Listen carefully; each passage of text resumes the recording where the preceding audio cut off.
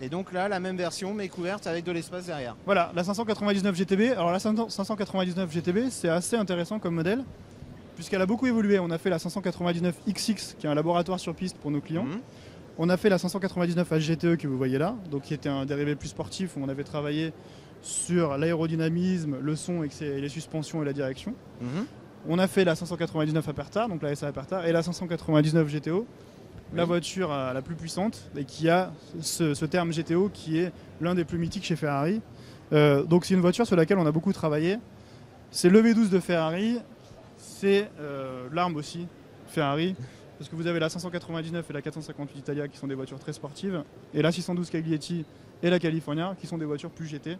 Vous avez le plaisir aussi, mais qui sont plus faciles au quotidien, et puis pour le transport, qui sont vraiment spectaculaires. Et puis on respecte toujours cette sonorité de chez Ferrari par le V12, Tout à fait. c'est quand même le grand mythe. Je ne sais pas si vous le savez, mais on a une personne qui à Maranello travaille sur le son des voitures. Uniquement. S'enferme dans une salle et travaille sur le son des Ferrari, puisque c'est ce qui fait le fait unique. Ferrari, à la limite, a beaucoup, je pense, gagné avec la F1, mais le son d'une Ferrari, vous le reconnaissez dès qu'elle arrive, dès qu'elle approche. Surtout sur la 458 Italia à l'heure actuelle, qui fait un bruit incroyable. Je peux me permettre d'ouvrir aussi? Bien sûr, si elle est ouverte, toujours. C'est voilà. Toujours ouvert, ce que je dis. C'est toujours ouvert pour vous. C'est toujours ouvert. Faut pas toujours croire ouvert ce qu'on pour dit. vous. Et donc là, vous voyez le logo Pininfarina que je vous disais, donc qui n'ont pas collaboré qu'on sur ne la retrouve Aperta pas pour le hommage. Pininfarina qui a toujours collaboré sur nos voitures et qui ont fait de nos voitures uniques. Et ce qui est magnifique, c'est ce cuir et ce carbone mélangé, c'est vraiment magnifique. Vous savez que vous avez toujours une odeur différente de cuir dans chaque voiture.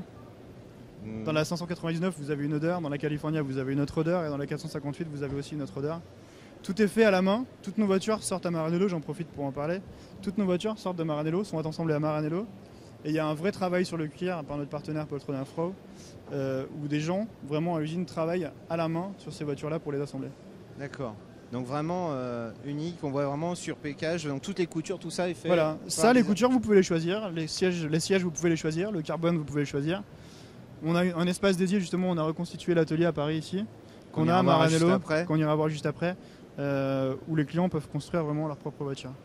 Et c'est très important à l'heure actuelle. Donc ce qu'on appelle maintenant des œuvres d'art, parce que là on va vraiment sur carrément de l'œuvre d'art, parce que voilà, si on fait faire...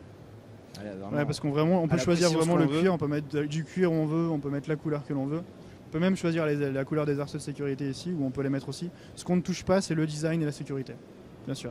Essentiel. Voilà, il faut. La sécurité. On repartira sur la 458 pour voir ce coffre et ce fameux volant, parce que justement, je voulais y retourner, c'est tellement belle. Il y a du monde, hein, toujours autour. Ah, je crois que c'est ce qui fait encore un grand succès. Voilà, c'est ce qui fait avec la California le grand succès de Ferrari à l'heure actuelle et qui fait qu'on est stable dans nos ventes et qu'on a même fait plus de 2% depuis les 6 premiers mois dans le monde. C'est encore un autre tour de force parce que vu la conjoncture, c'est quand même une très belle auto. Toujours su garder une gamme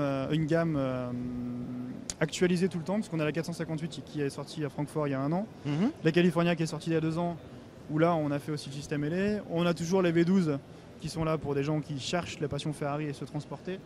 Donc c'est toujours une gamme vitale et actualisée. D'accord. Je vais vous montrer le coffre quand même. Déjà, ouais. Et voyons après ce volant unique. Et le volant unique, ouais. Je vais juste vous demander de me tenir ça. Allez-y, je vous assiste. Voilà, en effet. Vous avez de la profondeur. Alors il y avait une télé qui m'avait fait, un média qui avait fait une chose rigolote qui avait dit que vous pouvez amener plus de bagages que ce que vous pouvez amener en cabine dans les avions. Je trouvais la comparaison assez rigolote. Tout à fait. Non mais là c'est vrai qu'on a vraiment du potentiel au niveau coffre. Oui, ça a été agrandi par rapport à la précédente puisque la 458 remplace la F430. Qui déjà avait un beau volume de coffre. Déjà avait un beau volume de coffre. Ouais. Et qui était une très belle auto d'ailleurs. Oui. Je referme. Oui. Et puis je vais vous présenter. On va s'atteler au niveau du volant maintenant.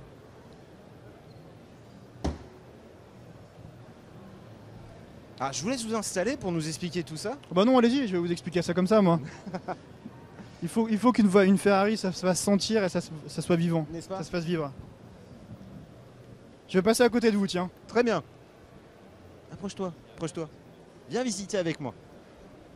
Ne sois pas timide, approche-toi. Alors voilà la fameuse relation homme-machine.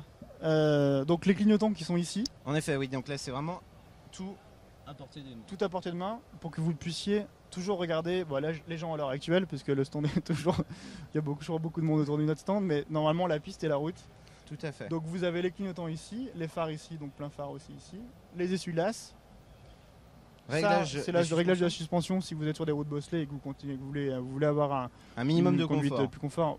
plus confortable, parce que même sans ça, la voiture reste quand même assez confortable aussi. D'accord. Le fameux bouton, Engine Start rouge, toujours. On conserve la clé? Oui, on conserve toujours la clé. On conserve toujours la clé, puisque la clé Ferrari, on a fait le choix de se dire que c'est toujours une pièce maîtresse de la voiture. Parce que ça n'a jamais évolué en fait, on a toujours presque le même design des clés en fait chez nous. D'accord. Et le fameux réglage. Voilà, donc là vous avez le mode pluie, le mode sport qui est entre guillemets le mode normal, le mode race qui est le mode plus sportif pardon, le mode CT off où vous avez juste l'ABS, l'ESP qui est déconnecté, et le CST off où vous avez toutes les aides qui sont déconnectées. D'accord, donc ça c'est vraiment le mode que l'on tourne uniquement en fonction de nos envies. Grosse pluie, on se sent pas, on se remet sur le mode voilà, pluie ou et neige. en fait dans le Vehicle Dynamic Assistance vous avez un écran qui vous permet de voir où en sont les aides de la voiture. Ici, je suppose que ce sont les diodes. À partir de 5000 tours minute. Voilà, rapport. Pour ne pas quitter la route des yeux. Les fameuses palettes qui sont vraiment très bien positionnées. On a juste derrière les mains. Rapport supérieur, rapport inférieur, fixe. Rapport inférieur. Et un petit bouton secret ici, le launch control. Alors, launch control, c'est pour le départ F1. Un départ super éclair pour pas que la voiture patine. D'accord. On enclenche le bouton. On appuie sur le frein, on enclenche, pied gauche sur le frein, et puis pied droit sur l'accélérateur. On lève un petit peu le frein et on lève l'accélérateur et on y va. Et on est parti. Voilà. Je vois qu'il y a une position auto. C'est la possibilité de l'avoir aussi en automatique. Alors toutes nos Ferrari ont une boîte F1 auto. Donc vous enclenchez ici, vous avez la boîte automatique. Et ce qui est intéressant aussi sur la California et sur celle-là aussi, c'est que la voiture réagit selon votre conduite. C'est-à-dire que si vous roulez tranquillement en ville, vous pourrez facilement vous retrouver à 50 km/h en 7ème pour éviter de consommer. Et dès que vous appuyez sur l'accélérateur, vous aurez la voiture qui changera ses rapports et qui pourra passer de la 7ème à la 3ème. D'accord. Donc en plus, on a une boîte très intelligente. Voilà. C'est très important ça, parce que c'est toujours cet aspect d'émotion et d'efficacité pour le client. Et puis dès que le client touche les palettes, la boîte passe automatiquement en mode manuel. Automatiquement en mode manuel. Là, je pense que c'est tout ce qui est commande d'ordinateur de bord. Voilà, donc là vous avez le VDA normalement, donc le Vehicle Dynamic Assistance, et ici c'est tout ce qui est médias, radio et GPS. Donc on voit vraiment ça a été distinct et je suppose que l'écran GPS s'affiche au tableau de bord. C'est ça, au tout à centre. fait, à droite. Donc vraiment l'essentiel au niveau des mains, à portée de main, sans vraiment quitter la route des yeux. C'est vraiment un très beau rapport de force, de concept aussi, c'est vraiment très très bien. Toujours ce carbone partout, sur piquage, en personnalisation magnifique. aussi. Vraiment magnifique. Je crois que et vous avez de la place derrière où vous pouvez mettre vos affaires dedans. Ça, je suppose que ça aussi, c'est au niveau de ce que l'on désire avoir personnalisation, au niveau de la personnalisation. Tout à fait. C'est magnifique, je crois qu'il nous reste juste une pièce secrète à aller voir. Il faut aller la voir parce que c'est toujours sympa d'aller voir ça.